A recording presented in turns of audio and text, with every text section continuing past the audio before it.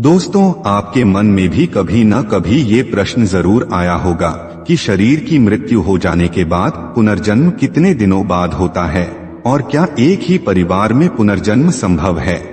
हम में से ज्यादातर लोग मरने के बाद फिर से अपने ही घर में दोबारा जन्म लेने की इच्छा रखते हैं, पर क्या ये संभव है?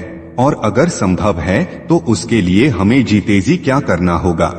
ये कुछ ऐसे रहस्यमयी सवाल हैं जिनकी व्याख्या हर धर्म अपने हिसाब से करता है, परंतु हिंदू धर्म में इस प्रश्न का सटीक उत्तर मिलता है।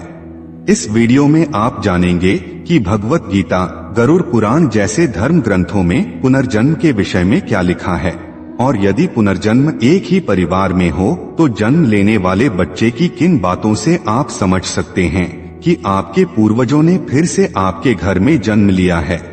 आपसे अनुरोध है कि चैनल को सब्सक्राइब कर लें और कमेंट बॉक्स में जय श्री नारायण लिखकर परमात्मा को अपना आभार व्यक्त करें। दोस्तों, पुनर्जन्म होता है या नहीं, इस बारे में विज्ञान अभी तक किसी एक नतीजे पर पहुंच ही नहीं पाया है और धर्म दर्शन का भी एक मत नहीं है।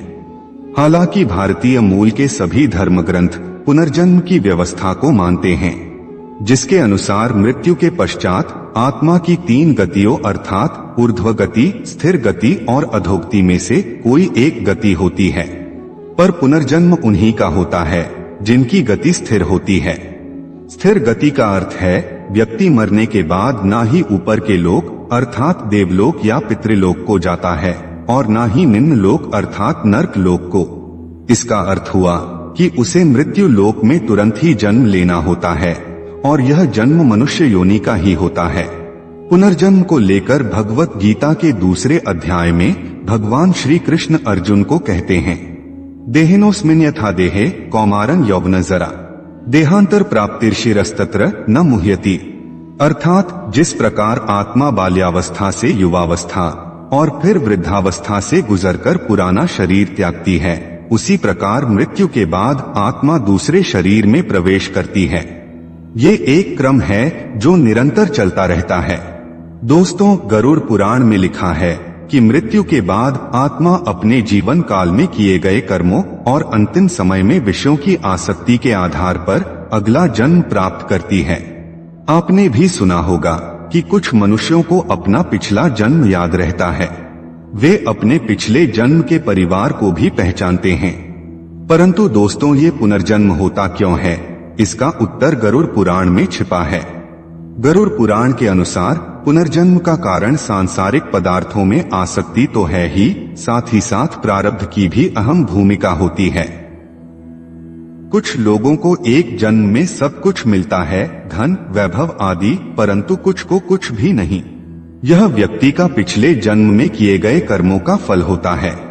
इसका अर्थ ये हुआ कि यदि मरने वाले व्यक्ति ने अपने जीवन काल में अच्छे कर्म किए हों और मृत्यु के समय अपने पुत्रों, पौत्रों या परिवारजनों के बारे में सोचते हुए प्राण त्यागे, तो उस व्यक्ति का अगला जन्म उसी के परिवार में ही होना संभव है। हिंदू धर्म में जो व्यक्ति मरने के बाद अपने ही घर में जन्म लेते हैं, उन्हें पितृ या पितर कहते हैं। मान्यता के अनुसार अधिकांश पितर अपने घर परिवार में पुनः जन्म लेना चाहते हैं। मृत्यु के समय आपके पूर्वज की अभिलाषा ही उनका आपके घर में पुनर्जन्म का कारण बनती है। वह आपके पुत्र के रूप में या आपके पुत्र के पुत्र या पुत्री के बच्चे के रूप में जन्म ले सकते हैं, लेकिन यह भी उनके कर्मों पर निर्भर करता है। यदि कर्म बहुत खराब किए हैं तो मानव जन्म न मिलने के कारण अपने पुराने परिवार में जन्म नहीं मिलता। कुल मिलाकर हमारे कर्मों से ही हमारा प्रारब्ध जुड़ा होता है। यदि आपके घर में आपके ही पितर ने जन्म लिया है तो माना जाता है कि कुछ खास लक्षणों की मदद से उन्हें पहचाना जा सकता है। ऐसा माना जाता है कि जो पैदा हुआ है उनके कई लक्षण आपके पितर से मिलते हैं। उसका हाव भाव, जैसे किसी को पुकारना या घर में कहाँ क्या रखा है पहले से ही पता होना, आदि चीजें उनके पुनर्जन्म का एहसास कराती हैं।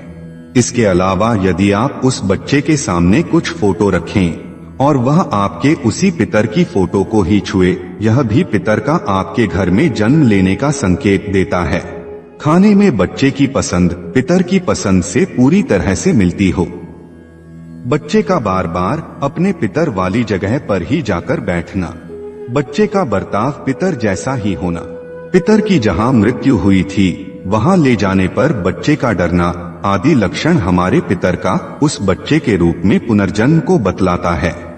दोस्तों, सामान्यतः व्यक्ति जब किसी भावना या इच्छा को मन में लेकर शरीर को त्यागता है तो मृत्यु के समय उसकी भावना या इच्छा के अनुरूप उसका अगला जन्म होता है।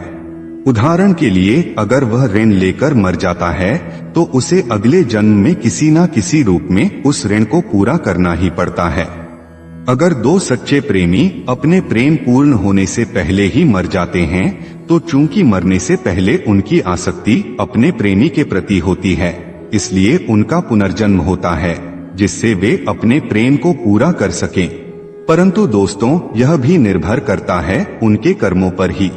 अगर वह पापी आत्मा है तो उसे पुनर्जन्म नहीं मिलेगा और नर्क की आग में जलेगा और अपने कर्मों का फल भोगकर नीच योनि में जन्म लेगा। दोस्तों, उम्मीद करता हूँ कि आपको समझ आया होगा कि क्या एक ही परिवार में पुनर्जन्म संभव है और है तो कैसे। अगर आपको हमारी आज की ये वीडियो अच्छी लगी हो तो इसे खुद तक सीमित ना रखें, अपने मित्रों और रिश्तेदारों के साथ इसे शेयर अवश्य करें।